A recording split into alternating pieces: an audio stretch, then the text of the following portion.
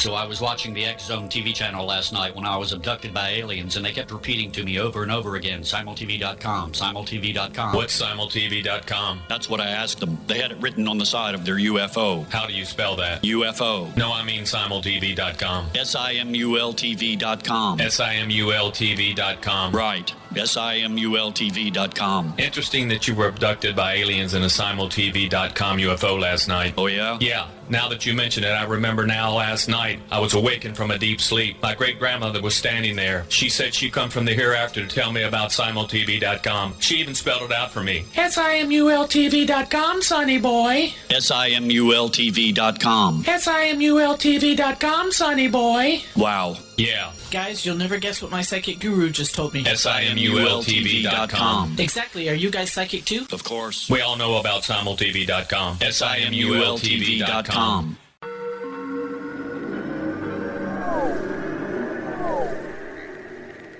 Roswell in the 21st century is a detailed re-examination of the Roswell UFO crash case. I have studied the evidence for more than 30 years, and I now put that evidence under a microscope in a cold case examination of the facts. These facts might not please everyone. They are based on my comprehensive investigation that took years to complete, but they do lead to the conclusion that whatever fell was not built on Earth.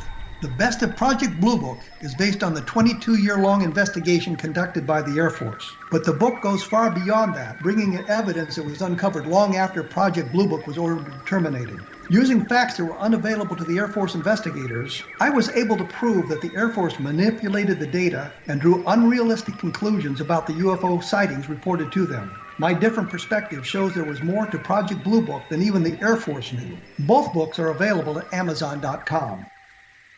Join Patty Conklin and Healing Within Radio each week. More than entertainment, Healing Within offers educational, useful tools for everyday life. Listen for help overcoming fear, anxiety, and depression. Patty knows about eliminating cancer, MS, dementia, Parkinson's, and a host of illnesses that we face every day. Life can be good. Life is good. All you need are simple tools to start changing your life. Start right now by visiting pattyconklin.com, PATTICONKLIN. No matter where you are in the world, you can work with Patty through Skype, phone, or in person, visiting one of her retreats in Georgia. Visit pattyconklin.com today or call our offices at 404-474-0086. That's pattyconklin.com or call 404-474-0086.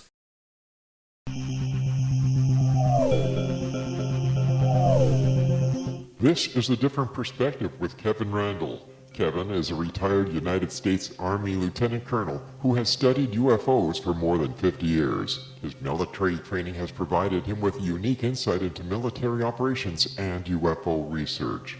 Kevin has investigated many of the most mysterious cases and has been consulted for dozens of documentaries and been interviewed on hundreds of radio and television programs about UFOs. Considered to be one of the leading experts on the Roswell UFO crash, Kevin has written more than 25 books about UFOs, including Roswell in the 21st Century and Encounter in the Desert, a re-examination of the Socorro UFO landing. Now here's the host of A Different Perspective, Kevin Randle. And welcome to this edition of A Different Perspective. I'm Kevin Randle. I'll be joined in just a moment by Andy Marocco, and it's kind of a follow-up from what we did last week. We're going to be talking about Flight 19 again, but before we do, I want to mention one thing. A friend, John Steiger, sent me a link to a grave marker for one of the sailors, one of the Marines on Flight 19 at Arlington National Cemetery. And at first it didn't make much sense to me, and I got to thinking, if he's got a grave, is there a body in the grave? And if there's a body in a grave, then Flight 19 didn't completely disappear. What's the deal here? And according to Doug Westfall last week, or in an email to me, he said that the family was surprised by the marker being there and they hadn't requested. So I asked Arlington about that, sent him an email. They responded quickly, told me that yes, there are many graves. There's a whole section at Arlington for service members whose bodies haven't been recovered for whatever reasons, lost at sea, for example, lost in combat, veterans who donated their bodies to science. So there's no body available to bury, but they have grave markers at the cemetery. So there's a marker, but there's no body in it. And I asked them again, I also asked them if it was, how did that come about, I guess? How did this happen? Because none of the other Flight 19 people have a marker there. And they said it basically has to be asked by the family. So someone in the family had to have asked for that. Now, I had a couple of leads to phone numbers and emails to members of his family, and I haven't been able to make contact with any of them. But I think the logical thing here is someone in the family requested it at Arlington. They put up the marker, and Arlington also told me that one of the guys on the Mariner flight, and Andy Marocco and I will be talking about the Mariner flight tonight as well, that when it disappeared as part of the search party on the same night. There's a marker for one of the fellows that was on the Mariner there as well. So it's not that unusual. So that kind of brings you up to a little bit up to date. Of course, Flight 19 was the Avenger torpedo bombers that had been on a routine training mission. They took off in less than favorable conditions. They were supposed to make a torpedo run on Hens and Chickens shoals out in the Atlantic, and then they were going to turn north for a period of time and then come back to Fort Lauderdale as part of a training mission. And they never made it back to Fort Lauderdale. And that's kind of what sparked a great deal of interest in the Bermuda Triangle. Andy Marocco, who I happened to see on the Expedition Unknown with my good pal, Josh Gates, was talking about some of this as well. And I was able to find his website, which is www.NASFL Museum. So it's, I guess, the Naval Air Station in Florida, museum.com, all of it lowercase, all of it one word. And he is a Flight 19 researcher and a historian. After 70 years, he believes that one part of Flight 19 mystery has now been solved, and we'll talk about that. Over the past 3 years, he has discovered new and exciting information that was unknown and overlooked by the public and other Bermuda Triangle researchers. These clues have allowed him to calculate the probable location of the PBM Mariner, that's the flying boat that took off in the search, known by the call sign of Training 49, which disappeared after Flight 19 was lost. After presenting his findings to the Naval Air Station at Fort Lauderdale Museum, they thought his research would lead to the successful recovery of Training 49, the flying boat. Therefore, he is excited to announce that the museum has agreed to become partner and curator of the expedition that they call Project Mariner. And this was something that they talked about on Expedition Unknown with Josh Gage. Andy Marocco, all of this, now welcome to A Different Perspective. Well, thank you very much, Kevin. We've had some fun chats here in the last week or so. And I always hesitate to do that prior to the program because I afraid we'll use all the good stuff before we get to the program. There's always good stuff to talk about, especially when it comes to this particular subject. Yes. On Flight 19, you have a theory about what happened to them and where the aircraft may be resting? Yes, actually, we're getting ready to make a fairly big announcement about some new evidence. And when I say evidence, we have data that actually has been overlooked. And I think we have a really good idea of where Flight 19 has come to rest. Can you expand on this exciting new evidence? Well, I can't expand too much on it at the moment because that's the whole point of having a press conference in the near future here. We're looking at doing this, we would have done it around this time, right now, but since the COVID-19 incident happened, we didn't have the ability to really get the press together. And so we're kind of waiting for this to die down a little bit so that way we can actually do this at the backdrop of the museum and make the announcement of the discoveries that we found and how we think it'll actually help lead us to the site. And hopefully we'll get some sponsors with the equipment and the vehicles, the ships and the ROVs that will go out there to help us look for them. So, if I understand what you're saying, the flight all went down together in one location? Well, yes. I mean, I know there's this misperception that people think, oh, if they, went down together, then that means they all landed at the same exact time. And it doesn't necessarily mean it that way. Sometimes people take things too literally.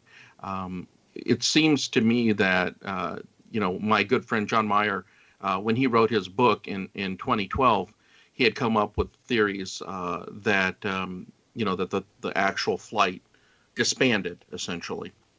And, one of the first things I did was call him up and told him my opinions. And needless to say, it didn't go good on our first conversation.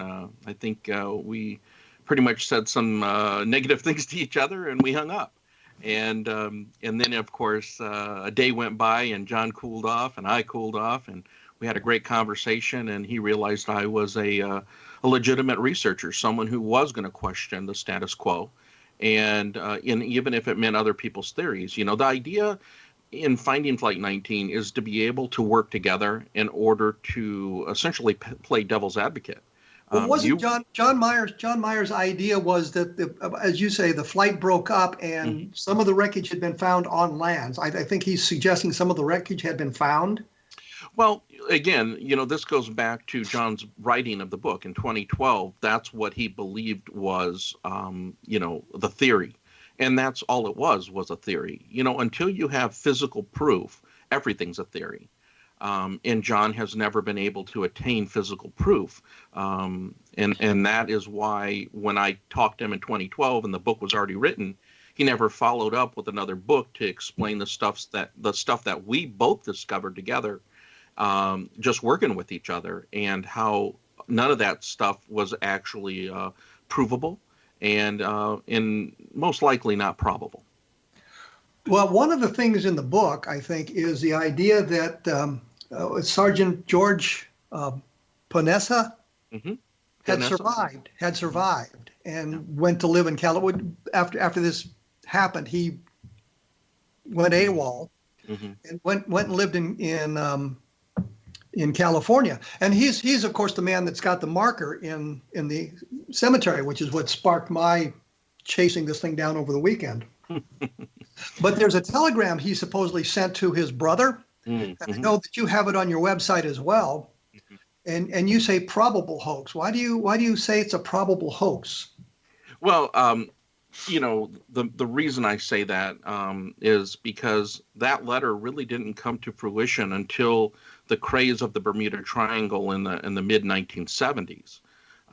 So that kind of tells you right there. There was obviously somebody who probably took liberty in finding something that wasn't provable, and maybe saw that as an opportunity to get publicity for selling a new book or a new theory.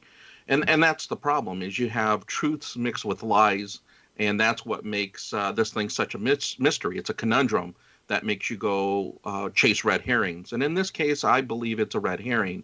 I mean, if it was true, this stuff would have been known prior to the 1970s, and it wasn't. So I think those are things that you have to take into consideration. Okay, I'm going to have to take a break here because we're running up against that time. The website for you is www.nasflmuseum.com. So it's what, Naval Air Station, Florida Museum? Yeah, actually, that's for the museum. But if you want to know about the Flight 19, my website is actually very simple. It's flight19.com. Oh, that's much simpler. Yes. I like that. And I'll put a link up on my blog, which is www.kevinrandle.blogspot.com. Well, when we come back, we'll talk a little bit more about Flight 19 and the possibility that someone may have survived, or what all that means. I will be back right after this with Andy Marocco talking about the Bermuda Triangle. So stick around.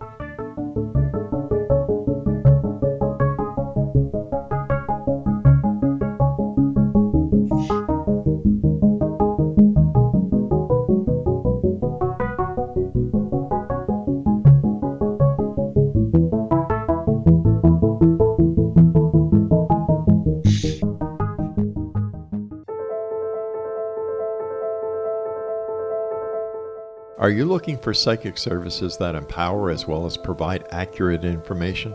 Jenny is a third-generation psychic with extensive esoteric training. A practicing professional intuitive for over 30 years, her accuracy is astounding. While most psychics can read what will happen to you if you don't change directions, Jenny understands the future is subjective.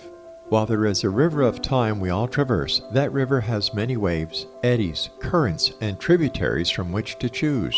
With Jenny as your guide, you can explore the many possible outcomes in the river of time and navigate your course to the one of your liking. Take control of your future. Book your life-changing session with Jenny today at www.gen-e.net. That's www.gen-e.net.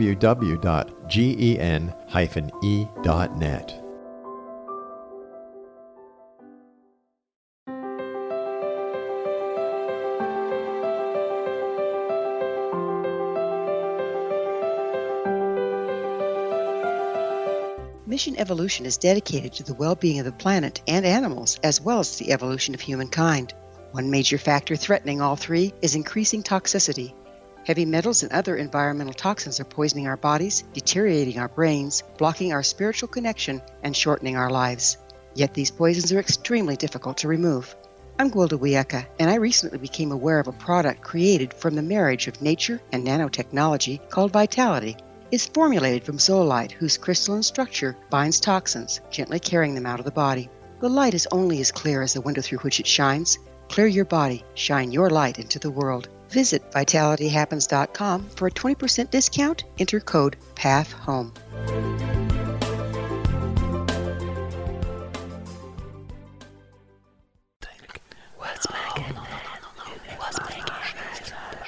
In the mid-1990s, I was approached by a young woman who believed she'd been abducted by alien creatures. In conversations, I began a journey that took me not into the world of interstellar travel, but back through time into past lives. Under hypnotic regression administered by a professional rather than describing abduction, Jenny, as she is called, begins to tell a tale of horror in 19th century London. Her unbelievable past life seems to connect with Jack the Ripper and other monsters of the past. Throughout the session, Jenny provides a rich detail of her past lives that links some of the most horrific killers in history to one another. Using the resources of a university library in the pre-internet's day, I was able to verify some of Jenny's claims. She has knowledge that wasn't readily available to a suburban housewife. Does this prove the reality of her tales? Conversations attempts to answer that and other provocative questions. Conversations is available at Amazon.com.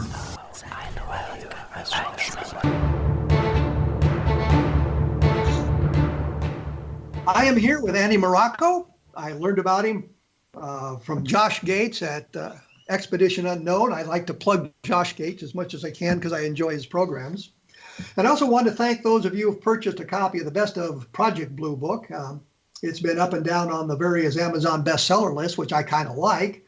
If you enjoyed the book, think about writing a review about it. And I say that because those sorts of things actually help a little bit to get the word out in the and get people interested in buying the book. And I also should mention there are some other fine programs about the paranormal on the X Zone broadcast network at xzbn.net. So take a look at the listings at the website, and I'm sure you can find something that will spark your interest there. I'm here, as I say, with Andy Marocco. We were talking about Flight 19, and I'd mentioned that telegram that was apparently sent to George Franesca's brother at some point there. Do you know when that telegram surfaced in the public arena? Yeah, I believe it was in the mid-1970s when the books and TV were really pushing Charles Berlitz's book about the Bermuda Triangle. Do you know where it came from? Do you know who had it? No. So and in ufology, we have this problem all the time. We have all these great documents, but we have no provenance for them. We don't know where they came from. We can't trace them back. We can't get any kind of verification of their authenticity. So I understand that. I thought maybe you were going to say that you thought it was a hoax because the guy had been killed in the accident, and therefore he couldn't have been sending a telegram. So, well, you can never rule anything out. I'm pretty much in the belief that you have to have evidence to back something up. No one can say definitively that George Pianessa survived or that he died. All we know is that he never came back. So that could lead to two different possibilities, right?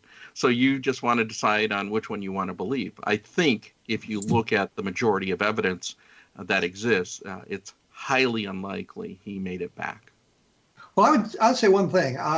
If he in fact survived and became a contractor in California and then passed away in the 60s or 70s, there should be an obituary somewhere. Mm-hmm. And if that obituary exists, then it would list his next of kin, which would allow us to verify it's the right guy. Clearly, there was a guy with the name George Paneska in California as a contractor. He's in the phone book and everything else, but is it the same guy? Yes, and actually, the funny story about that is Doug actually, who was your guest last week, actually asked me to go look at Arlington. It's called Arlington National Cemetery in Riverside, not in Washington, D.C. There's one in Riverside, California as well. And there is a George Paonessa headstone out there, but it's not the same George Paonessa. Obviously, they are maybe distant cousins. George is a very common name. Paonessa isn't. And so I guess Paonessa did have family not only in the New York area, but also in California. So I did go out there, and it does look like there is a gentleman named George Paonessa actually buried here as well.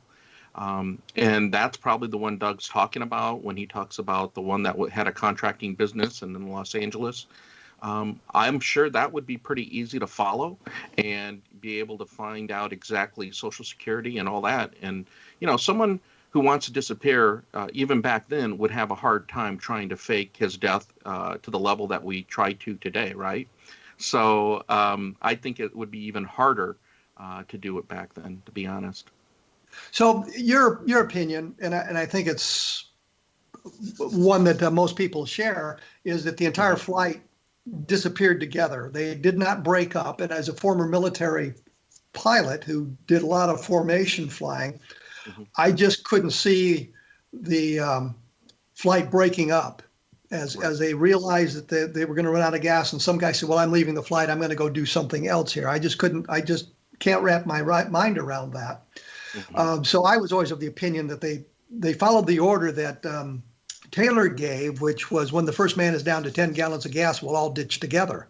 So they came down in a relatively compact area of the Atlantic Ocean. And I always thought it was a good idea because it would allow search and rescue a bigger target to search for. If two or three guys in the ocean paddling around in a little rubber boat or in their Mae West would be hard to spot, but if you had more people and more of that debris around, it'd be easier to find them. So I always thought it was a good idea to do that as a last ditch effort, and that's exactly what it would have been, last ditch. Well, yeah, and I think you have to think about something there, and it's not just that, it's just the whole thing when you take in survival aspect of it. I mean, if you separated and left each other, the chances of survival or anyone surviving would be minimal. You need help. And in a situation like that, especially if you're five guys that are flying at night in the middle of the ocean, there's no lights, there's nothing to see, what are you supposed to do? I would take my chances and work with everybody to, take turns trying to make as close of a landing as you can next to each other. Obviously not at the same time because you would never know where each other's at. But if one went down, you would circle around and try to come back and get as close as you could. So that way the swim, if there was one, would be possible. And then you guys could all work together to survive. Well, and that makes perfect sense to me in that respect. Now, as I said, Taylor gave an order to do that, to stick together, and there is no evidence that the flight broke up, right? I mean, the evidence is they stuck together to the very end. Yes, all the research, and here's a little quick plug, and I think the audience really should look into this themselves. Listening to authors and reading books is one thing, but sometimes the actual people who are interested in the subject matter have to read the actual documents themselves. And what I've been able to do in the last 5 years was actually get the official Navy report. And I took it and put it in order because it was never in order. It was on microfilm, and I put all the pages in order and all the documents, like the evidence, which are like maps and HFDF bearings and different things all together, so that somebody could read the evidence and make a conclusion themselves. And we have this on flight19.com, and you can get essentially the two books for less than $10 together. And there are PDFs, so that way you can zoom in on the pages and actually read and see the actual material. Well, one of the things that's bothered me is the failure of the compass. Now, when I say we, as a helicopter pilot, we had a magnetic compass and we had an ADF, an automatic direction finder. Mm-hmm. And one of the things about the ADF is it covers the commercial broadcast band, which means you could listen to the radio while you were flying if you didn't need it for navigation purposes and have to focus on a training aid or a navigational aid. Mm-hmm. And I always wondered how both his compass, his magnetic compass and his ADF would fail, and why weren't the rest of the guys in the flight aware of that and telling him about that? What's the deal with that? Well, again, it goes back to how do we know anything, and how do we know that those events occurred in the way that that people have transcribed in books and articles? Based on what we see, we have to look at a few things. The first thing, and this goes back to the show with Josh Gates, to start answering your question about the compass, the first thing we have to figure out is what happened. How did they get lost initially, right? And so we have to look at the basics, and that is it was very easy for Taylor to get turned around in this scenario because, one, he had just transferred from Miami Naval Air Station just 2 weeks prior to him taking this flight out. So this was actually his first official flight of taking students out of Fort Lauderdale, which, by the way, he didn't want to go on. He asked to be dismissed. I think that came from the fact that he was unsure of actual landmarks to use as an instructor. And even though the actual flight was not to use landmarks, because it was basically a dead reckoning exercise where you use your watch and a plotting board, in aerology, that was for the students to do, but the actual instructor should have had landmarks to utilize. And so basically, according to the Navy report, it stated that he was to fly a course of 91 degrees, when they left Fort Lauderdale. But if you look at the evidence that's put into the maps that are a part of the official report, they say 97. So So it's easy to confuse. Yeah, he was off course. He was expecting to see a piece of land, and he didn't. And to make things even worse, at the 91 degrees where he would have been, which would have been like a middle of the ocean there, he would have been north of this piece of land that he was using as his landmark. But he got lost from the simple fact that visibility was only 10 miles. Right? But he was 15 miles from that piece of land. So he was unable to see it. So his compasses may not have failed him. It was the navigational error based on getting the wrong direction. That's right. It's that simple. And then now the next logical thing, and now, of course, this takes a little bit of speculation, because, again, it's not in the record and we don't know what he was thinking. But the circumstance isn't far off, I think, for most of us to gravitate to, and that is this. If you don't see what you're seeing, the first thing you start to think is, maybe my compass isn't working. Right. Okay, let me interrupt you there because I have to take my break, and I hesitate to do that. When we come back, we're going to talk a little bit more about Flight 19, and then I want to get into the Mariner, which I know you and Josh Gates had some interesting evidence that you found during that program. The website is flight19.com. Mine is www.kevinrandle.blogspot.com, and the books are The Best of Project Blue Book and Roswell in the 21st Century and Encounter in the Desert about the Lonnie Zamora sighting. We will be back right after this, so please stick around.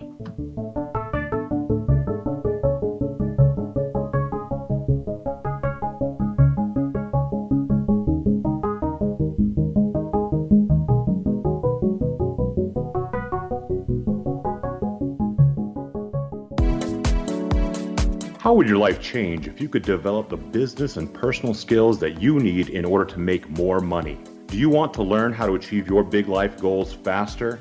Then go to findhiddenmoney.com and get the Goal for It online course. The course teaches you how you can set and achieve your biggest goals while completely overcoming the roadblocks to your goals so that you can realize your dreams and imagine more success. Go to findhiddenmoney.com. If you are looking for a safe, zero-calorie natural option to the harmful artificial sweeteners on the market today, Just Like Sugar is what you're looking for. Just Like Sugar is a wonderful natural alternative for those health-conscious people who choose a calorie-restricted diet with a great, pure, sweet flavor that tastes just like sugar. Just Like Sugar is a great natural option for people suffering from diabetes and may be useful in restricted diet programs where standard sugars are not allowed and does not cause a laxative effect of some other sweeteners. Just Like Sugar comprises a perfect blend of chicory root fiber, natural calcium, natural vitamin C, and Just Like Sugar's sweetness comes from the natural flavors from the peel of the orange. Just Like Sugar is a natural alternative to harmful artificial sweeteners and will change the way that you believe all natural sweetener products taste. Just Like Sugar is available at your local Whole Foods markets, Wild Oats markets, Henry's, Sun Harvest, and many other fine natural food stores in the U.S., Canada, and worldwide. Audience. If you have seen a UFO, had a close encounter, seen a ghost, Bigfoot, lake monster, or a story that you would like to share or have investigated, contact me, Rob McConnell, by sending me your email to xzone@xzoneradiotv.com, or you can call toll-free 1-800-610-7035, extension 143, and on Skype, X-Zone Radio TV. For more information on the X-Zone Radio TV show with yours truly, Rob McConnell, visit www.xzoneradiotv.com or www.xzonetvchannel.com or simultv.com and xzbn.net. Until next we meet here in the X-Zone from our broadcast center and studios in Hamilton, Ontario, Canada, always remember, X-Zone Nation, keep your eyes to the sky and your heart in the light.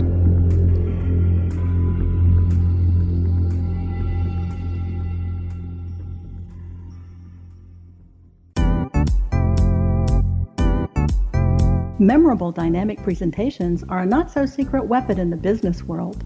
Do you have a powerful message that must be shared, but you haven't found a way to deliver that message? Do you want to be known as a top public speaker who gets amazing results? Are you ready to create and deliver your powerful message? Thomas Hides can help you create and deliver your speech to get the results you desire. Visit iconquality.com.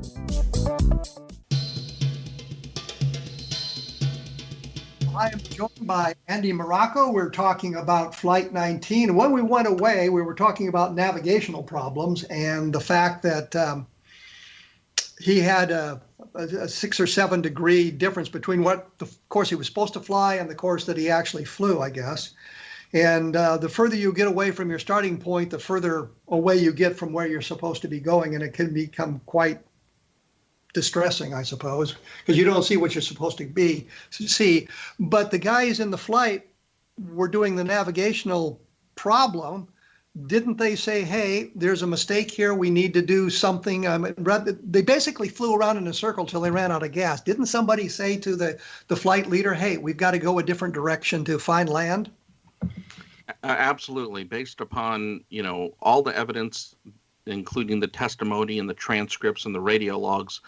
And I should preface on radio logs, one of the things that you have to understand is these weren't tape recorded, back then. They were basically written down and they were set up in a summary or memorized as quickly as they could be by the radio operators who were writing it down. So sometimes they would take the liberty of summarizing the full conversation versus the exact words that were said. So I just want to make that clear to your listeners. Okay. You said something earlier that I wanted to touch on as well. Wait, let me answer your question though. You did ask me the question, and that was, didn't anybody say anything about, aren't we going the wrong way? It obviously became apparent. And if Taylor claimed his compasses were out, I would probably buy the fact that maybe one could be out. But to have two, I think most pilots would, say that that's an improbability for one. You did have 4 other planes that had compasses, and nobody claimed that they weren't working. And then we obviously know later on in the flight, they are using their compasses because they're talking about flying 030 degrees, 090, 270. So we know they're using them. So somebody's was obviously working. They had ADF in the aircraft, right? Automatic directional finding is what you're saying? Yes. Yes, they had the ability to home in on things. Sure. They could have tuned into a radio station in Florida. Theoretically, yes. And flown to that radio station. Sure. But they didn't do that. That's one of the mysteries, yes. Okay. As I was getting ahead of myself there, when we began our conversation, you were talking about people writing books and not having evidence to support what they put in their books. And I'm well aware of that problem. I see it all the time. I do something called Chasing Footnotes, and I do that on my blog periodically, where I'll read something in a book and it'll be footnoted, and I'll go to the footnote to see what the original source was and try to chase it to the end and find out that oftentimes what was in that book, by chasing it to the original source, is not quite accurate. And you're suggesting that much of the stuff that's written about the Bermuda Triangle is sort of the same way, the writer putting his own interpretation on stuff as opposed to looking directly at the facts. Yeah, I'm not a Bermuda Triangle expert. I'm an expert in Flight 19 and obviously the Mariner, that particular thing. That's my subject area. So that's what I like to claim I'm an expert in. And so, yes, I look at the facts, and I should state this, that in the books that I've organized, you have to understand that I'm not the actual author per se, because it was the U.S. Navy who actually authorized all the stuff that I put in order. So what is there is nothing of my opinion. It is strictly considered factual from the Navy's standpoint. Now, there are mistakes, and they even admit to that, even in the report. But the reality is that was the best information they had at that time, and it's still the best information that we have today. So you're suggesting, like I have, we need to get to the original source, and the original source, of course, is the Navy documents. And that's exactly what I put together at flight19.com. That's what you need to look at. So this is the evidence you use to support your theory as the Navy investigation of the disaster. Right. It's all their work, and everything that we do is try to use historical data. We try not to use, and we can come up with assumptions and theory, right? That we can do. But proving your theory, you have to take the evidence that you have, which is in the Navy report, to support those theories. And that's fortunately what I've concentrated on, those 500 plus pages to utilize for what we do with the theory of Flight 19 and the Mariner. So if I understand what you're saying, you use the Navy documents, the tower records, all of that information. You were able to plot a course for Flight 19, and you believe you know where the flight crashed. Yes. But you haven't gotten out there to explore that site, so you have no physical evidence from that site. That's correct. It's based solely on the Navy documents. And yes. To prove your theory, you need to dive down and retrieve parts of the aircraft. That is correct. Okay, so that brings us to the Mariner. Mm-hmm. Tell us a little bit about that end of the story. Well, where should I start? With it taking off in the search. Okay, sure. With the search. Well, obviously, once Flight 19 was considered missing, they sent out 2 Mariners. The first one was Trainer 32, and the second one was Trainer 49. Trainer 49 is the one that actually never came back, and that's the one that we believe is, the closest to shore, the one that would have the highest probability of being recovered, because what's interesting about the characteristic of the ocean floor off of the Cape Canaveral and Daytona areas is that you can go almost 75 miles out, and it's still less than 100 feet deep. So it's very accessible, not only for the equipment, but for the divers as well. Well, one of the things, and getting back kind of to the question about evidence to support your theory, and that sort of thing. I have read any number of counts that the Mariner was called a flying gas tank, and that the thing was seen to blow up as it went out on the search. Is that accurate information? No, it's actually false information. Let me start with the fact that we hear this used in a lot of books. That word or that term started in these Bermuda Triangle mystery books, is, as an explanation of what could have happened. The reality is I can't find any PBM Mariner from that time period that, or any for that matter, other than this one, the claim that they blew up from, somebody lighting up a cigarette in a plane. I've never heard that. There's nothing out there to support that. I've looked through many of the crash reports, and most crash reports on a PBM usually crash for reasons that have nothing to do with blowing up. Wasn't there some witnesses that saw an explosion in the air? According to some of these books, there was people witnessed an explosion they thought was the PBM blowing up. Yes, actually, you have the Gaines Mill, which was a T2 oil tanker that was supposedly a witness. And when I say that, there are no names in the Navy report of the captain. I mean, we're talking about a witness who saw something, yet there is no name mentioned of him in the report. And then when cross-examination came to the witness, the witness, who was, I believe, Lieutenant Murphy at the time, stated, has there been any other discussions with the captain of the Gaines Mill? And the answer was no. And it just ends like that. I mean, there's no follow-up to these questions. So we do not have anybody by name who witnessed it. All we know is that a ship and a captain said that they saw a plane look like it caught on fire and then crash into the ocean. So this was, I guess the thing that bothers me about that, you don't have the name of the captain, but you know the name of the ship? Yeah, it's not me, it's the Navy. Well, I understand that, but I mean, the name of the captain should be recoverable through documentation. Of course it should be, yeah. These were the things that started to make me think, that there was a little bit more going on than we originally thought. I just wonder, and again, now this is an assumption, so I'll preface that right now, but if there wasn't a witness to this missing plane and it being stated that it went missing because it blew up, if that was true, or there was no witness, how would the Navy explain anything? Now we got basically 27 men who disappeared and 2 separate flights that disappeared on the same day. And you're suggesting that maybe there was speculation on the part of the Navy to kind of divert attention from the mystery of the situation? It wouldn't be a hard conclusion to realize that there's a lot of unknowns. And the reason I say that is, in my research, I've actually looked for the logbooks for the Gaines Mill.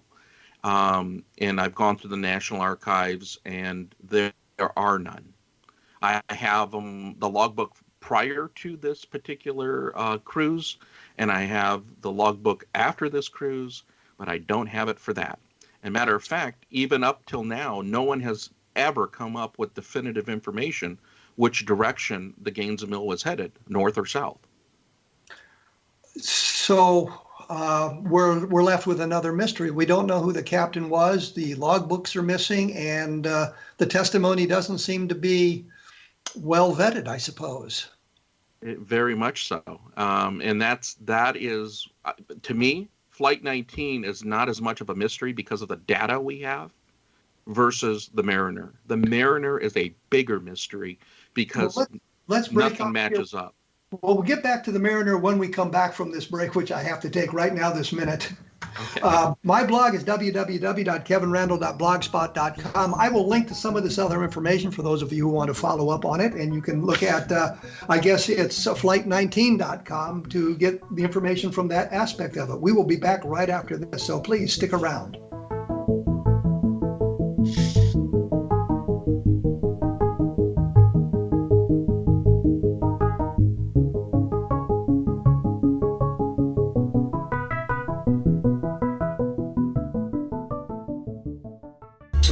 watching the X Zone TV channel last night when I was abducted by aliens, and they kept repeating to me over and over again, simultv.com, simultv.com. What's simultv.com? That's what I asked them. They had it written on the side of their UFO. How do you spell that? UFO. No, I mean simultv.com. simultv.com. simultv.com. Right. simultv.com. Interesting that you were abducted by aliens in a simultv.com UFO last night. Oh, yeah? Yeah. Now that you mention it, I remember now last night I was awakened from a deep sleep. My great-grandmother was standing there. She said she'd come from the hereafter to tell me about simultv.com. She even spelled it out for me. simultv.com, sonny boy. simultv.com. simultv.com, sonny boy. Wow. Yeah. Guys, you'll never guess what my psychic guru just told me. simultv.com. Exactly. Are you guys psychic too? Of course. We all know about simultv.com. simultv.com.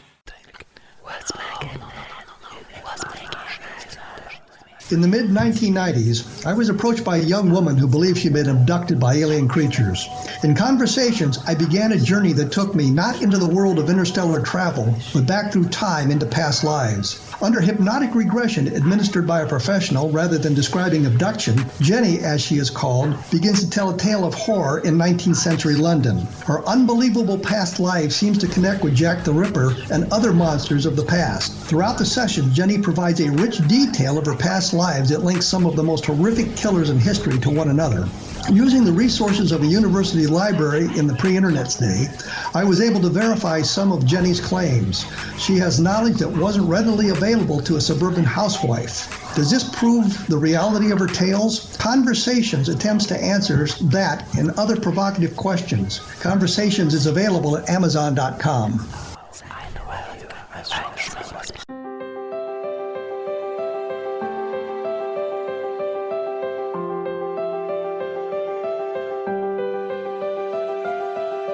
Mission Evolution is dedicated to the well-being of the planet and animals, as well as the evolution of humankind.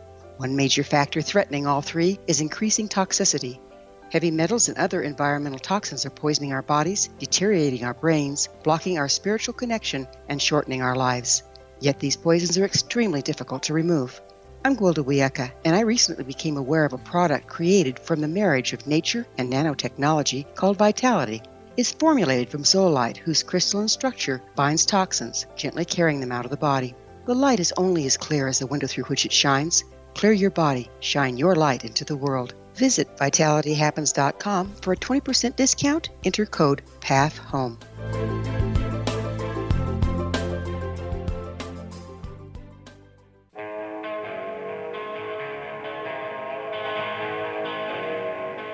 Morocco is the guest today. We were talking about Flight 19. We're talking about the Bermuda Triangle. And when we left, we were talking about the Mariner, which was one of the search craft set out after Flight 19 disappeared, and it too disappeared. Do you have a clue as to where it might have crashed?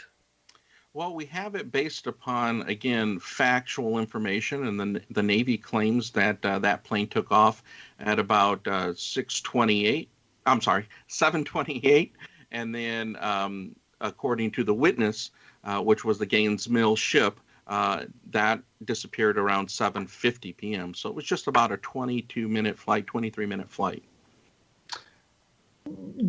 And you have been looking for the Mariner on the ocean floor? That's correct. We have. And we've gone out a couple times, and it's probably going to take a couple more times to keep looking. The reason for that is basically the technology is out there, and there's some new technology that has come out that we're kind of excited about, which has to do with, I'm sure you've heard of the term LIDAR, that they use on Josh's show, where they actually can see stuff through the forest, and they can see the ground and pyramids and things like that. And it's never been able to really penetrate water, but we do have a new company now who is able to do that up to a depth of about 150 feet. And I'm hoping that that might be something we might be able to utilize in the near future. Well, let's give Josh's show another plug here, Expedition Unknown, because you and he were out on a boat surveying the bottom of the ocean there, and you found some debris that might be part of that Mariner. Yeah, there's a possibility it could be. It's something that needs to be analyzed and looked at a little bit more carefully. I'm always cautiously optimistic. I'm never one to say, hey, we found it. It might look like that on the television show, but I'm not 100% sold on it yet. And because of that, until we can actually verify it 100%, my effort is still to continue to keep looking. Were you able to recover anything from the debris you found on the ocean floor? And for those of you who didn't see the program, the ocean floor is like a flat plane of brown mud with virtually nothing there, and you came up to some wreckage that are clearly parts of an aircraft. Right. We weren't able to bring anything up. I mean, we have a couple things that we got to consider. One is if it is the Mariner, you're talking about a ship that belongs, a craft, a vessel. They consider an aircraft a vessel if it belongs to Navy as well. And part of the Navy's Vessel Act is we're not able to touch anything that is considered a grave. We have to get permission and clearance from the Navy in order to do that. So there's other things that are going on. It's not just a matter of, hey, you put a chain on the engine and you pull it up. We have to get permissions. There's a process to this. And so, it's not something that we can find out overnight. But there was enough evidence. I mean, you could see part of the propellers and some of the engine that was suggestive of it being a Mariner. It was the same kind of engine, same kind of propeller array that you'd see on that? Yes. The problem with that is that engine, the R-2800, was prominent in other aircraft during that World War II period. And there are other aircraft that are out in the ocean, like Hellcats, that crashed. And remember, people don't realize this. Florida was a hotbed of Navy training. And for it to be out there, just like John Myers' plane that he originally thought was part of Flight 19, it ended up being a plane that was a TBM Avenger, but it was another Avenger that came off the USS Solomons in a carrier qualifying accident. So things like that happen. So that's why I'm always cautiously optimistic until I've seen a number of reports where they found TBMs on the ocean floor in that area, and they were able to get serial numbers of part of the engines or material or equipment in the aircraft, and realized it wasn't part of Flight 19. That's correct. So, I mean, I've seen that sort of thing. So when I came across the stories that said Flight 19 had been found, I was a little bit surprised. And so what you're saying to me, as I understand it now, is Flight 19, you think you know where it went down, but you have not recovered anything, so you haven't been able to prove that? You mean the Mariner? No, Flight 19 and the Mariner were in a similar circumstance. You've actually found debris on the ocean floor, but you haven't been able to verify that it was part of that search and rescue operation. That's correct. We haven't been able to prove anything on the Mariner at this point. And, we're, like I said, we're optimistic, but the search continues until we can find something else. I mean, if we could find fuselage or other things that would really be, how many PBM Mariners have crashed off the coast of Florida? There's probably one other PBM that disappeared from Banana River, which is, on its way to the island of Bermuda. And so that's one thing to consider as well. So, there's not many of them, but TBM Avengers, I can show you 35 of them that are off of Fort Lauderdale right now that are due to training accidents. So that's exactly what happened to the planes that were found in the early 90s by Graham Hawkes. He thought for sure he had found Flight 19 because he found 5 Avengers, and they were all within a quarter mile of each other. And he thought it was an astronomical, possibility that, how could this be separate accidents? Well, believe it or not, it was. And it had to do with the fact that they were all doing dive bombing on targets in that area during training. So, there's always an explanation for this stuff.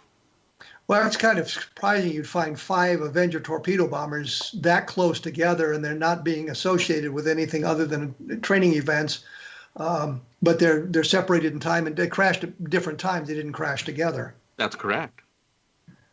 So we're still looking for the Avengers, and I guess moving back to them, you are in the process of getting together the expedition to go look for the Avengers as well, as I understand it. That's correct, and that's the whole point of us making an announcement in the near future around, this summer, I hope, to be able to generate the interest that will spark sponsors and an actual vessel, a crew.